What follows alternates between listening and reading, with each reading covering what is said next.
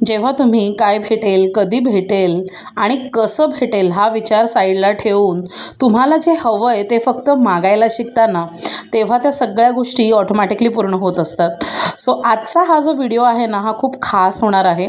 कारण ह्या व्हिडिओमध्ये तुम्हाला कळणार आहे की जेव्हा तुम्ही कुठल्या प्रेशरमध्ये नसता की मला ते मिळवायचंच आहे, फक्त तुम्ही तुमची इच्छा मागता आणि सोडून देता, तेव्हा कशा प्रकारे युनिवर्स त्यांना पूर्ण करतो त्याचा हा पुरावा आहे.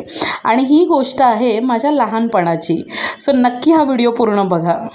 कशा प्रकारे लहानपणी कळत नकळत मागितलेल्या गोष्टी माझ्या आयुष्यात ऑटोमॅटिकली माझ्या लाईफमध्ये आल्या, त्या सगळ्या गोष्टी तुम्हाला आज मी ह्या व्हिडिओद्वारे समजवणार आहे.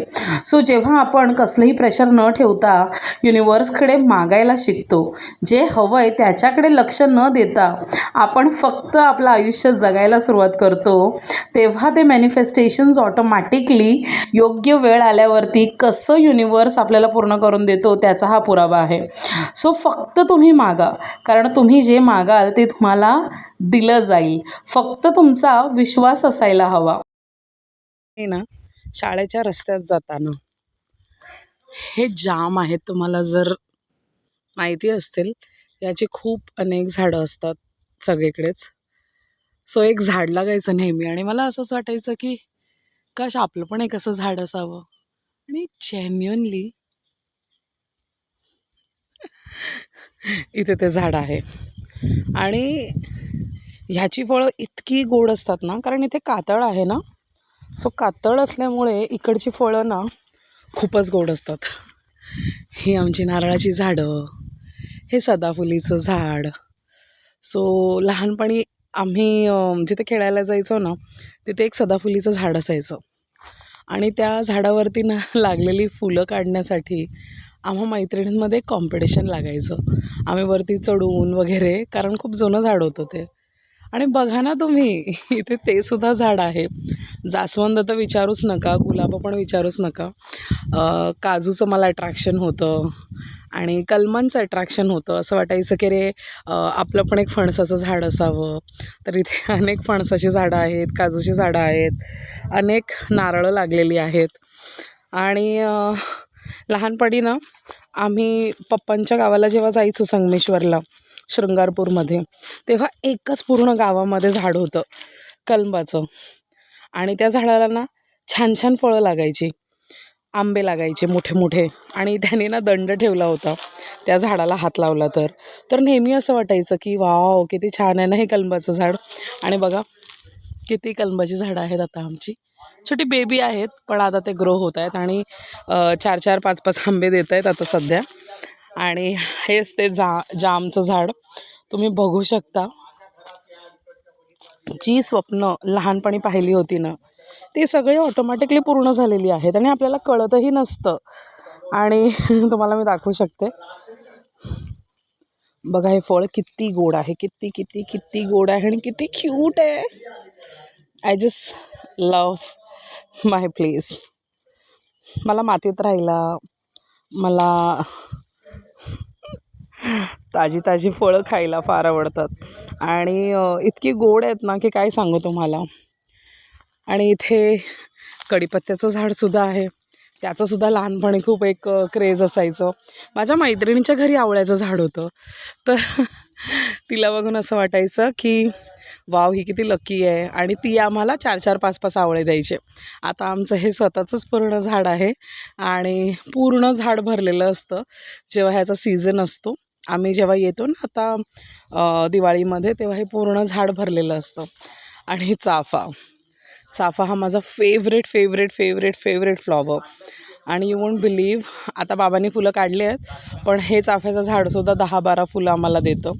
आणि तो दुसरा चाफा जो पाडव्याला वापरला जातो, माहिती आहे ना, सो तो सुद्धा इथे आहे. आणि ह्या झाडाला घेऊन पण माझ्या खूप मेमरीज आहेत, कारण आमच्या गावामध्ये पण एकच झाड असायचं. आणि आता जी झाडं मी लहानपणी लांबून बघायची, ती सगळी आमच्या आवारामध्ये आहेत आणि हे अननोईंगली झालेलं आहे सगळं. सो जेव्हा तुम्ही एखादी गोष्ट युनिवर्सकडे मागता ना, तर ती गोष्ट तुम्हाला सहजच भेटत असते. आता लिंबूच्या झाडाबद्दल काय सांगू तुम्हाला. बघा, हे एक लिंबूचं झाड आहे आणि ते एक लिंबूचं झाड आहे आणि ते आमचं क्यूटचं घर आहे. आणि तुम्ही आकाश बघू शकता, इकडचं वातावरण बघू शकता. रात्री मला स्टार्स बघायला फार आवडतं, पण मम्मी पप्पांचं घर होतं ना गावी, ते थोडं जंगलात असल्याकारणाने तिकडे आजूबाजूला तुम्हाला असं चंद्र, सूर्य, तारे असे बघता यायचे नाहीत. पण इथे पुढच्या दारातून सूर्य उगवतो आणि पाठच्या दारातून चंद्र दिसतो. आणि रात्री झोपताना आम्ही आकाशामध्ये खूप सारे स्टार्स बघतो. इवन कालसुद्धा आम्ही 1.5-2 तास मस्तपैकी सगळे तारे बघितले. सो ती सगळी स्वप्न इथे माझी पूर्ण झाली. आणि नोईंगली आणि अननोईंगली तुम्हाला कळतच नसतं की आपण जे मागतोय, जर ते सहज मागितलं ना, तर ते देव सगळं आपल्याला देतच असतो. सो तुम्ही बघू शकता इथे कढीपत्तासुद्धा आहे छोटूसा. सो मला कढीपत्त्याच्या झाडाचं सुद्धा खूप कुतूहल असायचं आणि तो सुद्धा इथे आहे. आणि ही छोटी छोटी काजूची झाडं आहेत. हे फणसाचं झाड आहे. माझ्या मम्मी पप्पांच्या अंगणामध्ये ना एक फणसाचं झाड होतं आणि त्याला फणस तर लागायचे, पण ते जसं काका काकींचं असल्यामुळे, सगळ्यांचंच असल्यामुळे ते लोकं डिसाईड करायचे की काय करायचं आहे. पण इथे आम्हाला हवे तेवढे फणस आम्ही खाऊ शकतो. आता हे छोटंसं बेबी आहे. ह्यावर्षी धरले होते फणस, पण पाऊस अचानक पडल्यामुळे ते सगळे सुकून गेलेले आहेत.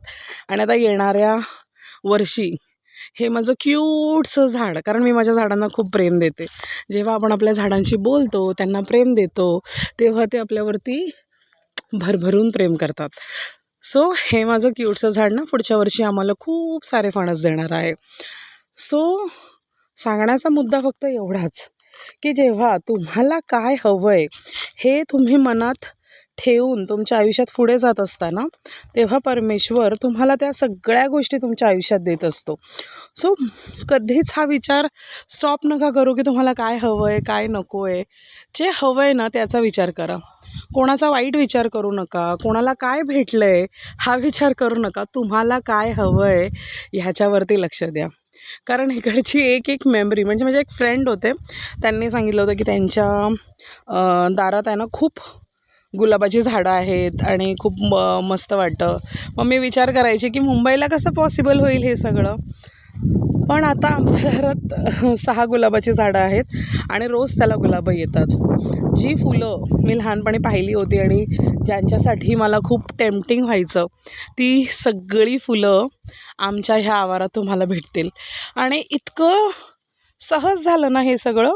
आणि हे मला 3 वर्ष आधी रिअलाईज झालं की सोनाली, आधी आहे ना, जेव्हा मी लहान होती तेव्हा तुम्ही बिलीव नाही करणार, मुंबईमध्ये राहायची मी, पण तेव्हा ना थोडं पाणी कमी असायचं. तर आमच्या मुंबईच्या घरात त्याच्या 10 मिनटावरती 2 विहिरी होत्या. तर त्या विहिरी कशा कोणाच्या तरी होत्या, पण मग तिथे आम्ही पाणी भरायला जायचो. तर तिकडचे जे आजूबाजूचे लोकं असायचे, तिथे एक विहीर होती ती खूप मोठी होती आणि कॉमन होती. आणि दुसरी जी विहीर होती ना तिथे ती त्यांच्या बाजूला असल्यामुळे थोडीशी त्यांची दादागिरी असायची. आणि मला नेहमी असं वाटायचं की माझी पण एक विहीर असायला हवी. आणि ते स्वप्न इथे पूर्ण झालं. मी दाखवते तुम्हाला ती विहीर. हे बघा.